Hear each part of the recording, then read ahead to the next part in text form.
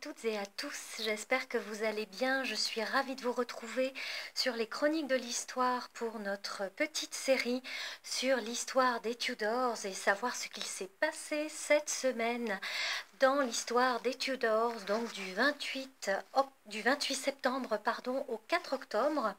Je fais ma petite pause entre midi et 2 et je prends ce temps pour me consacrer à cette petite chronique vidéo. Donc j'espère que vous avez passé une bonne semaine. Cette semaine encore, il s'est passé énormément de choses à la cour des Tudors et nous commençons le 28 septembre par ce qui fut l'entrée de Marie Tudor, la fille de Catherine d'Aragon et d'Henri VIII, à la tour de Londres. Alors, était-elle prisonnière? Est-ce qu'on l'a enfermée? Eh bien, absolument pas, comme le voulait la tradition. Je vous l'avais expliqué pour la cérémonie de couronnement de la reine Anne Boleyn le 1er juin 1533. Eh bien, Marie Tudor est également entrée dans la tour de Londres pour y passer la nuit avant la procession de son couronnement et avant son couronnement qui a eu lieu le 1er octobre 1553. Donc notre Marie Tudor prenait la suite du trône après son demi-frère Édouard VI, mais entre-temps, leur cousine protestante Jane Grey était montée sur le trône pendant 9 jours.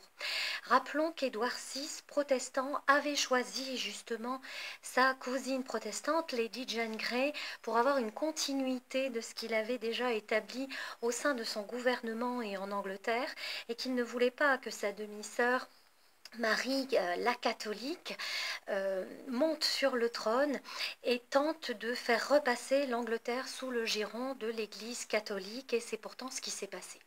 Alors à ce moment-là, c'était effectivement un moment de joie pour la reine Marie. Traditionnellement, les monarques d'Angleterre intégraient la tour de Londres l'avant-veille de leur couronnement. Donc Marie était reçue dans les appartements royaux, ces mêmes appartements royaux qui avaient été réaménagés pour la reine Anne Boleyn, et appartements royaux dans lesquels elle avait également connu une triste fin, où elle avait été enfermée juste avant sa décapitation le 19 mai 1536. Un événement important à la cour de la reine Élisabeth Ier, 29 septembre 1564, Robert Dudley reçut le titre de comte de Leicester et de baron de Denbigh. Il était le favori de longue date de la reine Élisabeth et elle lui avait offert ce titre pour une bonne raison, dans l'espoir de lui faire épouser sa cousine catholique, la reine d'Écosse, la reine des Écossais, Marie Stuart.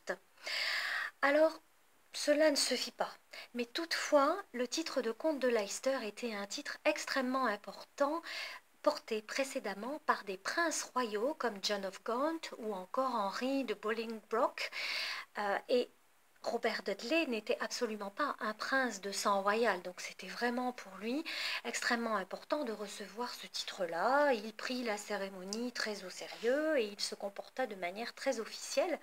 Et ce ne fut pas le cas de la reine Élisabeth qui, elle, lorsqu'elle s'approcha et remit le collier comtal autour du cou de Robert Dudley, n'a pas pu s'empêcher de lui frôler le cou. Peut-être avait-elle envie de montrer effectivement que Dudley serait quand même toujours à elle. Alors lorsqu'Élisabeth fit part de ses intentions de mariage de Dudley à l'ambassadeur d'Écosse, William Maitland de Lettington, celui-ci s'est complètement moqué d'elle, n'acceptant absolument pas ce choix et en lui demandant pourquoi elle n'épouserait pas elle-même Dudley. Donc effectivement, William Cecil, quant à lui, le premier ministre de la reine Élisabeth, était très favorable à cette union parce que Robert Dudley était un personnage indésirable, car selon lui, il avait trop d'influence sur la reine Élisabeth et que ce serait une bonne alliance entre l'Angleterre et l'Écosse. Dudley lui-même n'était pas favorable à cette alliance-là. Marie Stuart avait épousé en premières noces le dauphin de France, François II, qui était monté sur le trône à la mort de son père en 1559. Et celui-ci était malheureusement décédé le 5 décembre 1560, donc en 1561.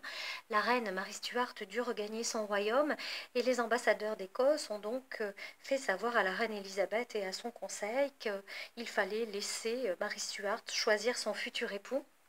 et diriger son royaume comme elle l'entendait. Donc de toute façon, ce mariage n'a pas eu lieu. Aurait-il vraiment pu avoir lieu? Est-ce qu'Élisabeth souhaitait vraiment que Robert Dudley épouse sa cousine catholique? Ça restera un mystère. Est-ce qu'elle savait par avance que l'alliance serait refusée? Nous ne le saurons jamais. 30 septembre 1553, ce fut la procession de couronnement de la reine Marie Tudor, donc cette procession des reines qui quittaient la tour de Londres pour pouvoir, au son des cloches, au son des tirs des canons festifs, pour pouvoir traverser les rues de Londres et se rendre à Westminster, où cette future reine allait passer sa nuit à Whitehall avant les cérémonies de son couronnement.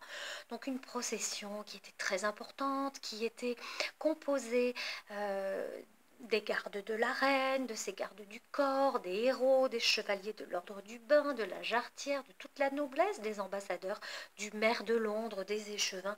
Vraiment une procession extrêmement importante, avec un détail très réjouissant de cette cérémonie. Le 1er octobre, donc, ce fut sa procession de couronnement. C'était vraiment pour elle une heure de gloire, une heure extrêmement importante. Elle allait monter sur le trône d'Angleterre en tant que fille officielle d'Henri VIII et de sa mère Catherine d'Aragon, qui aurait été certainement très fière d'elle. Et elle fut couronnée par l'évêque de Winchester et chancelier d'Angleterre, Étienne Gardiner, dont nous avons déjà parlé dans d'autres petites vidéos. Elle était reine de son plein droit, sans être une épouse consort, c'est-à-dire l'épouse d'un roi. Elle était reine régnante et c'est à elle qu'appartenait le royaume d'Angleterre, le trône d'Angleterre. Et elle régna en fait du 19 juillet 1553 au 17 novembre 1558, date de sa mort, et quand elle est décédée, elle a reconnu sa demi-sœur, la reine Élisabeth, comme successeur au trône. Donc ce jour-là, 1er octobre, eh bien, Marie entrait dans l'abbaye de Westminster vers 10 heures du matin, habillée d'une robe de velours pourpre, et elle était vraiment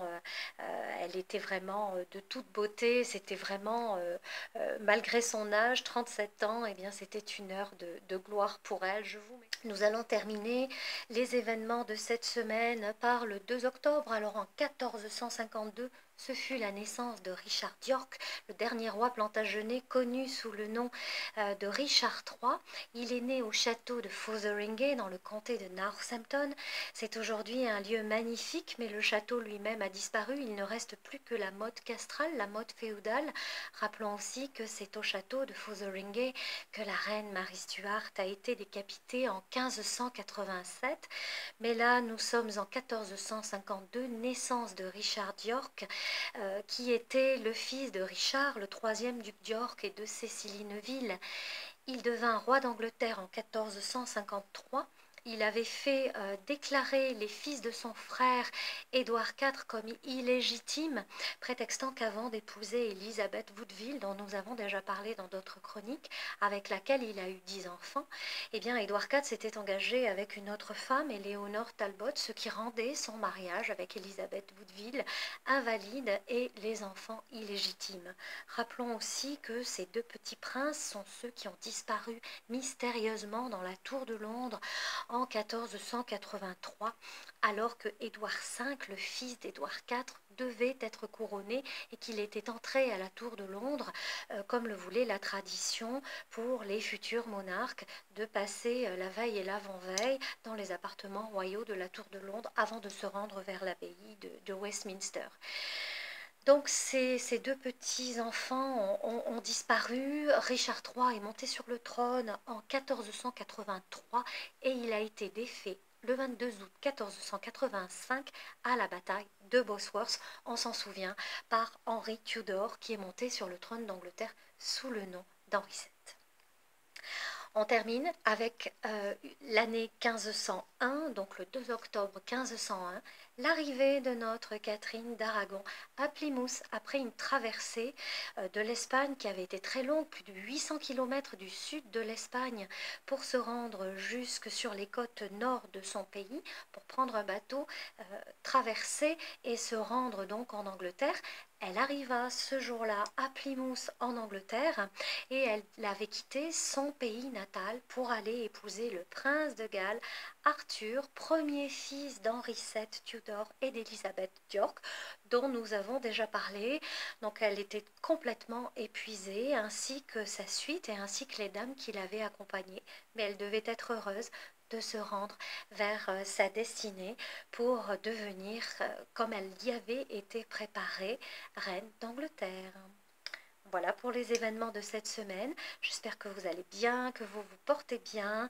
Nous allons rentrer donc nous sommes dans l'automne. Nous rentrons dans cette période de l'automne avec les couleurs si magnifiques, si merveilleuses. Je suis vraiment très contente que vous soyez toujours là, que vous suiviez ces chroniques avec attention. Les vidéos sont maintenant une fois par semaine, mais tous les jours, sur ma page Les Chroniques de l'Histoire par Sandra sur Facebook. Je vous propose des thématiques historiques, je vous propose des articles, je vous propose de belles photos. Je vous dis maintenant à la semaine prochaine, portez-vous bien et au quotidien donc sur ma chaîne Les Chroniques de l'Histoire. À bientôt.